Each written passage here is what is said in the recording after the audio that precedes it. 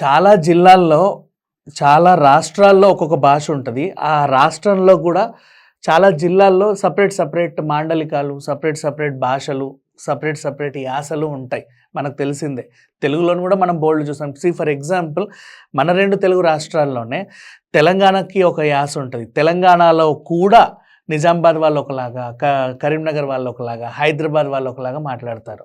And next అలాగే Andhra side రాయలసీమలో కొన్ని భాషలు ఉంటాయి. వాళ్ళొక యాస మాట్లాడతారు.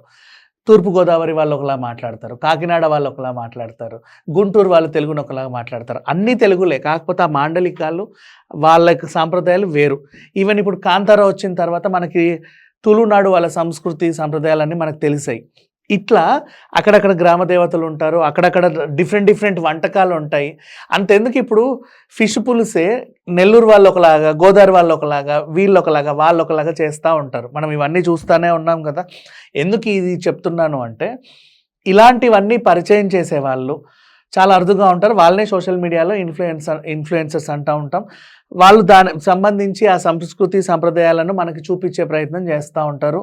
అలాంటి మనిషి చిన్ను పప్పు, పేరు రేష్మ, 24 ఏళ్ల యువతి, కేరళలో ఉంటుంది.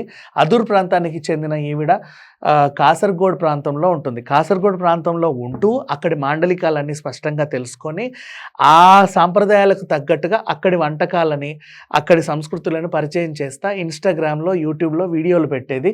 అలా ఆవిడకి ఒక 2 లక్షల మంది సబ్స్క్రైబర్స్ కూడా ఉన్నారు. సో ఇది ఆవిడ స్టోరీ పూర్తిగా చెప్పాలి అంటే. అండ్ రీసెంట్గా 1 మంత్ బ్యాక్ ఆవిడ భర్తతో విడిపోయింది. అండ్ తన చిన్న 4 ఏళ్ల కుమారుడు ఉన్నాడు.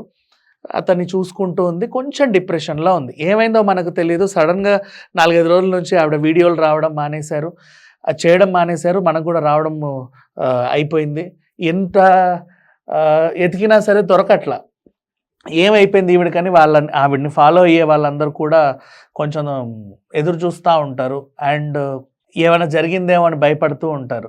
సడన్గా ఒక వార్త, నట్టింట్లో వాళ్ళ అపార్ట్మెంట్లో ఆవిడ ఫ్యాన్కి బెడ్షీట్తో, ఇంకా చెప్పాల్సిన అవసరం లేదు, ఫ్యాన్కి బెడ్షీట్ని కట్టింది, అలా వేలాడుతూ కనబడింది. ఏం జరిగింది అనేది మనం ఇప్పుడు అన్ని కోణాల్లో విశ్లేషిస్తే ఎవరికీ అర్థం కావట్లా. పోనీ ఒకవేళ రీసెంట్గా ఏమైనా అంటే భర్తతో విడిపోయిన తర్వాత ఆ మనస్తాపం చెంది ఏమైనా ఇంకా ఆ వ్యవహారాల మధ్యలో నలిగిపోయిందా, లేకపోతే ఇంకేమన్నా అయిందా?